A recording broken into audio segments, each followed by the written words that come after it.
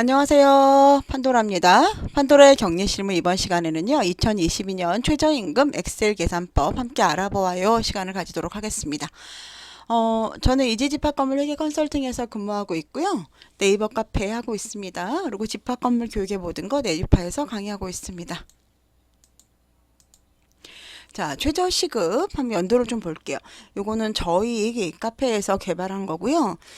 여러분들이 저희 지금 이거 엑셀을 올려드릴까 말까 고민을 사실 조금 하고 있어요. 저희 카페 분들하고 뭐 이야기 나눠보고 만약에 결정이 되면 올려드리도록 하겠습니다.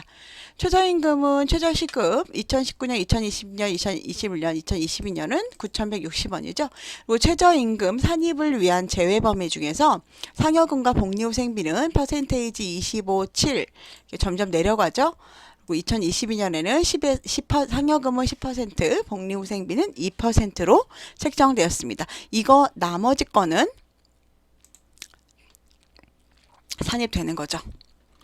자, 요거는 어떤 내용인지 여러분들 저 최저임금에 관련돼서 제가 좀 위쪽에 올려서 링크해 놓을게요. 그 최저임금 산입 제외 범위라고 해가지고요. 뭐 근로기준법에 따라서 예전에 여러분도 아시겠지만 예전에 그 최저임금이 한꺼번에 되게 많이 오를 때가 있었어요. 그러게 되면 노동자는 좋지만 우리 돈 주시는 사업주 분들은 좋지 않잖아요. 힘들잖아요. 그분들이 우리 이렇게는 못 살겠다 그러시겠죠. 그러니까 이제 최저임금 산입 매일 제외됐던 상여금과 복리후생비의 일부를 최저임금에 산입해 주겠다라고 이야기를 한 겁니다. 그래서 2019년부터 상여금의 25%, 복리후생비의 7%를 제외한 나머지 금액을 그리고 점점 해서 2022년에 내년이죠.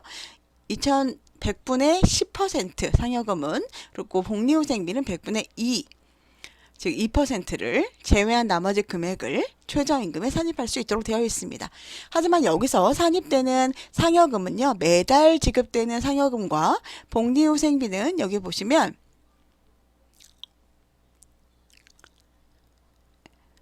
여기에 식비, 숙박비, 교통비 등 그 근로자의 생활보조 또는 복리후생을 위한 성질의 임금 요거 다음 항목의 어느 하나에 해당하는 것입니다. 자, 이거는 여러분 점점 보시면 25, 10, 15, 15 이렇게 내려오죠. 즉 제외 범위가 점점 많아지는 거죠. 그죠? 이거 외에 산입하는 거니까 산입 범위가 점점 많아지는 거죠. 제외 범위는 점점 줄고 산입 범위는 점점 느는 거죠. 그래서 2024년에는 모두 다 산입할 수 있도록 되었습니다. 자, 그러면 일근제 먼저 계산하는 거 먼저 이야기해 보도록 할게요. 자, 여러분 주간 근로자 최저임금은 얼마죠? 2022년 1월 1일부터 12월 31일 기준으로 해서 9,160원이 되었습니다. 제가 조금 더 크게 할게요. 잘 안 보이시니까. 자, 주 40시간 근무하는데 어떤 분들은 월, 화, 수, 목, 금까지 8시간 토요일날 쉬시고 주휴 8시간 해서 40시간이죠. 8, 5, 40이잖아요. 40시간 플러스 주휴 8시간 더하면 48시간이죠. 48시간 더하기 4.345 이건 뭘까요, 여러분? 주 평균. 주가 한 달이 24일도 한 달이 28일도 있고 30일도 있고 31일도 있고 그렇잖아요. 그러다 보니까 그 주를 평균으로 나눈 게 4.345주입니다. 그거를 이 주 합계에다가 이 4.345를 곱해주면 209시간이 되죠. 자, 두 번째로 한번 나눠볼까요? 자, 주 만약에 6시간씩 일하시는 분인데 금요일까지 6시간씩 일하는 경우는 어떨까요? 6, 5, 30에다가 주휴 6시간 더하면 36시간이 되겠죠? 그래서 36시간 곱하기 4.345 하니까 156시간이 됩니다. 이걸 월 소정 근로시간이라고 이야기하고요. 월 소정 근로라는 거는 우리 월에 얼마를 일했느냐 그 근로시간을 이야기를 하는 겁니다.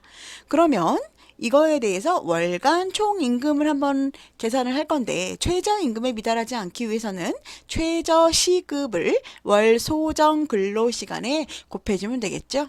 그래서 최저시급에 월 소정 근로시간을 곱해준 게 월간 총임금이 됩니다. 우리 2022년에는 191만 4,440원이네요. 191만 4,440원. 만약에 내가 209시간, 주 8시간씩 토요일까지, 월요일부터 금요일까지 일하고요. 토요일날 쉰다면 나는 급여를 191만 4,440원을 받을 수 있다라는 얘기입니다. 물론 이게 이제 만원씩 해서 200만 원은 안 됐죠. 209만 원은 안 됐지만 어쨌든 191만 4,440원을 받을 수 있다. 그리고 월소정 근로시간이 156시간이라면 156시간 곱하기 시급을 하면 142만 8,960원을 받을 수 있다라고 생각을 하시면 될 것 같습니다. 자, 여기까지는 다 어렵지 않게 이해하셨을 거라고 생각을 해요. 자, 그러면 이 사업장 활용표라는 거를 한번 보도록 하겠습니다. 자, 사업장 활용표는요, 여기 209시간은 제가 요 위에 본인의 월소정 근로시간을 연결할 수 있도록 연결하셔서 쓰시기를 바랍니다. 자, 여기, 잠깐만요. 자, 월소정 근로시간 있으시죠? 여기 연결해 놓으시면, 그리고 월간 지급액에 총액을 넣어주세요. 그리고 급여가 200만 원이다. 그러면 거기다가 직책수당, 슐랍수당 뭐 다른 게 있다. 그런 경우에 넣어주시고요. 그러면 이제 기본급이 계산이 되겠죠. 요 총액에서 요 금액이 빠진 금액이 기본급이 되겠죠. 자, 첫 번째 거에는 복리후생비와 상여가 없는 경우입니다. 그렇기 때문에 좀 간단하죠. 그냥 이 월간 지급액에 총액을 입력해 주시면 돼요. 자, 여기까지는 어렵지 않으실 거라고 생각을 하고요. 자, 두 번째 걸 좀 보도록 하겠습니다. 이거는 복리후생비와 상여가 있는 경우예요. 복리후생비와 상여가 있는 경우에는 복리후생비와 상여가 전부 다 포함되면은 2024년에는 편해지겠죠. 근데 지금은 그 복리후생비는 2%, 상여는 10%가 제외된 10% 제외된 나머지 금액들이 여기 들어가죠. 그러면 요거에 대한 기준액은 얼마일지 한번 보도록 하겠습니다. 여기 보시면 최저임금 기준액이라고 해서 1914440이라고 되어 있네요. 그러면 원래 월간 최저임금 금액이랑 같네요 라고 이야기하실 분들이 있을 거예요. 그렇습니다. 그런데 이거를 만약에 월소정 근로시간, 즉 그 근로자가 단시간 근로자, 우리 미화 여사님이라던가 근로시간이 좀 짧은 분들을 좀 볼게요. 이런 분들이 만약에 180시간만 근무를 한다. 그러니까 여러분 어떻죠? 최저임금 기준액이 줄어들었죠. 이거는 왜 그런가 볼까요? 자, 왜 그러냐 하면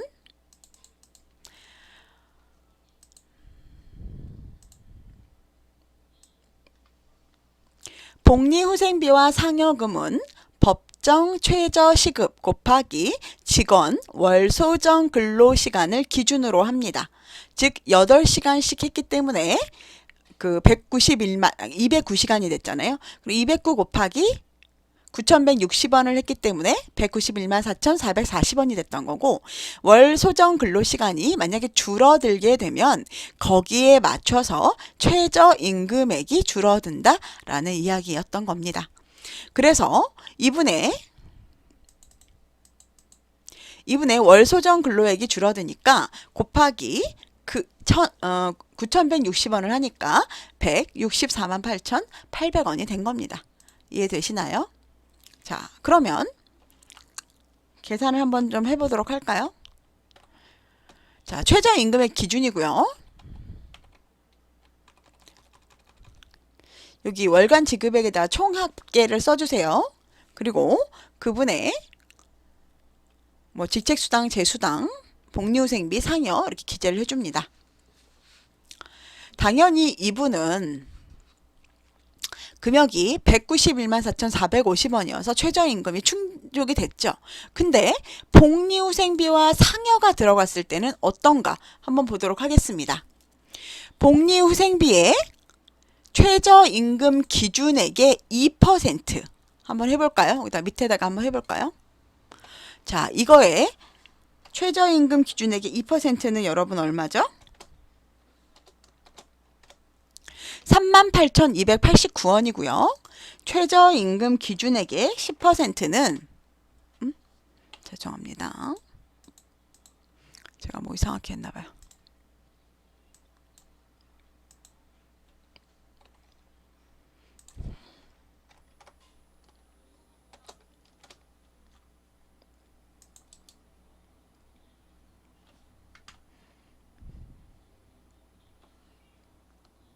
컨트롤 1 눌러주시면은 여러분 셀섯이 나오는 거 아시죠? 자, 그리고 이게 뒤에 소수점이 있어서 칸이 모자랐나 봐요. 자, 191만 4,400원에 10%. 그러면 19만 1,444원이죠. 이걸 제외한 금액이니까 복리후생비 10만원 중에서 38,289원을 뺀 6만 1,711원이 들어가는 거고요. 상여 40만원 중에서 19만 1,446원을 뺀 20만 8,556원이 최저임금에 산입되는 겁니다. 즉 그거의 합인 168만 4,717원인 경우에는 최저임금에게 미달됩니다. 즉 이분은 복리후생비와 상여가 없을 때에는 그 191만 4,440원이 최저임금이지만 만약에 복리후생비와 상여가 들어간 경우에는 최저임금이 미달된다 이런 뜻입니다. 예, 여기까지 어렵지 않으시죠? 자,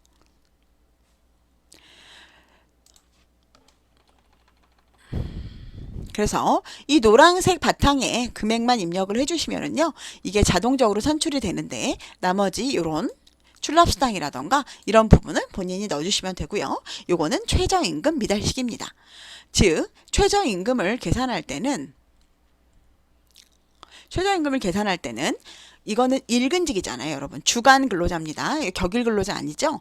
일근직 근로자인 경우에는 월 소정 근로시간 곱하기 최저임금을 해줍니다. 그래서 나온 금액이 그 직원의 월 소정 근로시간 곱하기 그분의 그 최저임금, 법정 최저임금을 곱한 게 최저임금 금액 그 월급이고요. 그거보다 이 금액이 당연히 많거나 같아야 되겠죠. 그런데 복리후생비나 상여 같은 게 없는 경우에는 전체가 다 최저임금에 포함이 되기 때문에 상관이 없습니다. 하지만 복리후생비와 상여가 있는 경우에는 복리후생비는 최저임금 기준액의 2% 그리고 상여 같은 경우는 최저임금 기준액의 10% 2022년 기준입니다. 그거에 제외된 금액만 산입이 되기 때문에 이렇게 산입된 금액이 들어갔을 때 최저임금이 미달될 수 있다라는 거 잊지 마세요. 여기 보시면 최저임금 충족과 최저임금 미달로 같은 금액임에도 불구하고 금액이 달라지는 거죠. 자, 여러분들이 최저임금이 미달이 됐을 때는 휴게 시간을 늘려주시면 될 것 같고요. 그리고 그 복리후생비와 상여 부분을 기본급에 다 넣어주시면 되시겠죠. 그렇게 하시면 될 것 같습니다. 그리고 여기서 중요한 거, 최저임금의 기준액은 뭐다? 최저임금액의 기준액은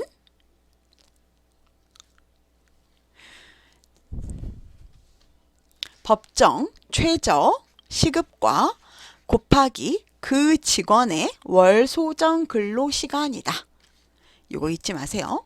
저도 이게 굉장히 헷갈렸어요. 그래갖고 처음에는 그냥 맨날 보면은 191만 4,440원 막 이렇게 그 노무사님들도 그냥 191만 4천 191만 4천 뭐 얼마였죠? 잠깐만 생각이 안 나네요. 191만 4,440원이다. 이렇게만 써주시니까 저도 되게 헷갈렸던 거예요. 근데 그게 아니라 뭐라고요? 법정 최저시급은 같겠죠. 매년 달라지긴 하지만 법정 최저시급은 같겠죠. 여기다가 그 직원의 월소정 근로시간을 곱한 것을 기준으로 합니다. 거기서 복리후생비는 100분의 1을 그리고 상여금은 100분의 10을 제외한 여러분 중요하죠. 제외하는 겁니다. 제외한 금액을 산입하시기 바랍니다.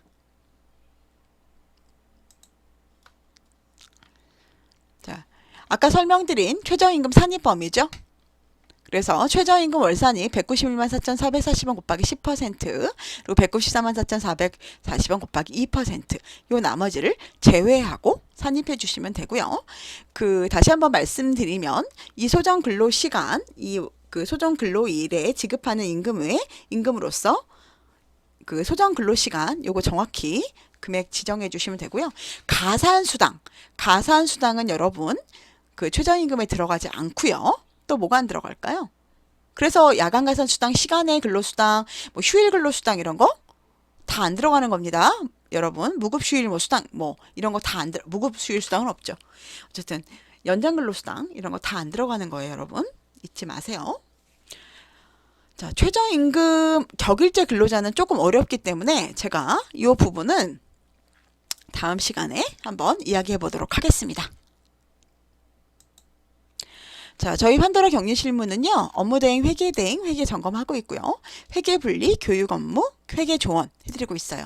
회계 분리는 뭐냐면 말 그대로 그 주상복합 있잖아요. 주상복합에서 그 상가와 아파트가 같이 있다가 나누어진 경우 회계가 하나여서 분리 못하는 경우 있거든요. 그런 경우 분리해드리고요. 그 다음에 교육은 그 1대1 교육과 줌 교육과 그다음에 여러 명 같이 하는 집체 교육도 모두 해드리고 있습니다. 또 위탁사에서 가끔 저희한테 그 위탁 업무에 대해서 어떻게 하는 거냐라고 물어보시는데요. 그런 교육도 가능하니까 궁금하신 분들은 저희한테 교육 받으시면 좋을 것 같습니다. 그리고 회계 조언이라는 거는요. 그 문의하시고 궁금하신 거 문의하시고 그리고 한 달에 한번 부가 틀렸는지 맞았는지 확인해 드리는 그런 업무를 하고 있습니다. 구독과 좋아요, 알림 설정 부탁드리고요. 다정한 댓글도 감사합니다. 긴 영상 시청해 주셔서 감사하고요. 오늘 행복하시고요. 내일은 더 행복하세요. 판도라 격리 실무. 아마 이게 그 식대, 복리후생비랑 상여가 포함된 이 엑셀 서식은 아마 저희 이지집합 건물 회계 컨설팅에서 처음 만든 거지 않았을까 싶습니다. 여러분들이 같이 공부해보고자 설명드렸어요. 좋은 하루 되시고요. 다음에 또 뵙겠습니다.